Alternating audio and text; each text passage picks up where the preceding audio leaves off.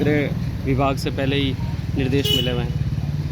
आज की तारीख में गृह विभाग के निर्देश हैं कि सभी जगहों में मॉक ड्रिल करने हैं। दो तरह की मॉक ड्रिल्स हमारी जगह में की जाएगी। एक तो उस तरह की मॉक ड्रिल होगी कि इन दी इवेंट ऑफ अटैक, यदि एयर रेड हो जाता है और कहीं पे कोई स्थिति उत्पन्न हो जाती है तो उस केस में उस जगह पे क्या करना है। एक ये मॉक ड्रिल हमारी दिन के समय की जाएगी। एक मॉक ड्रिल रात के समय ब्लैकआउट की जाएगी कि यदि ये सूचना आती है कि कहीं पे कोई विमान आने वाला है 10 मिनट में या 15 मिनट में, तो उस केस में पूरे ज़िले में कंप्लीट ब्लैकआउट रहेगा।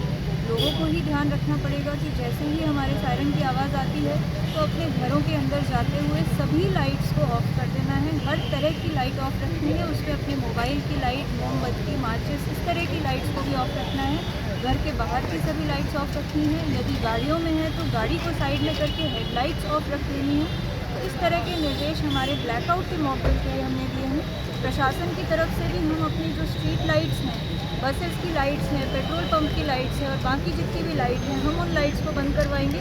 लोगों से ये अपील है कि आप अपने अपने घरों में रहें, कहीं से भी भयभीत ना हो। ये मॉक ड्रिल है, परंतु इस मॉक ड्रिल का यही उद्देश्य है कि यदि बाद में कभी एक्चुअल आपदा आती है तो हम पूर्णतः तैयार रहें।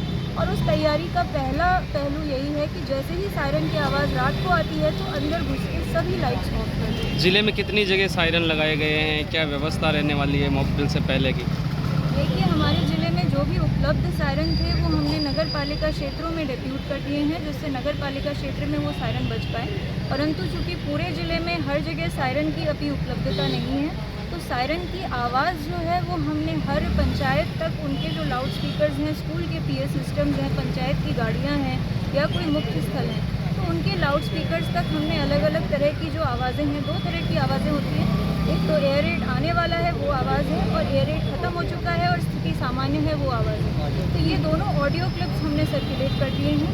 तो हर जगह पे, चाहे आप कहीं पे भी हो, वहाँ सायरन हो ना हो, आपको ये दोनों सायरन की आवाज़ सुनाई देगी।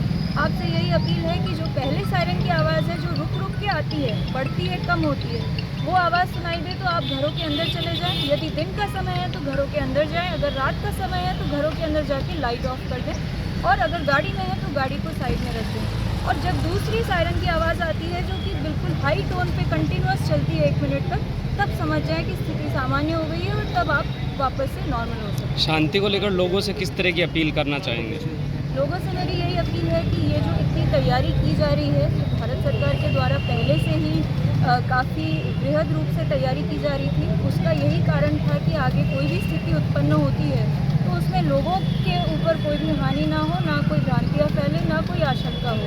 तो इसी के लिए इतने लार्ज स्केल पे तैयारी हो रही है। तो मेरी लोगों से यही अपील है कि आज भी जब आप सायरन सुनेंगे या आगे भी हमारे कुछ मॉक ड्रिल्स हो सकते हैं, बिल्कुल भयभीत ना हो। जैसा आपको मॉक ड्रिल में बताया गया है उस तरीके से बस आप कार्य करते रहें और इसी तरीके से हमारा सहयोग करें। बाकी किसी भी चिंता करने की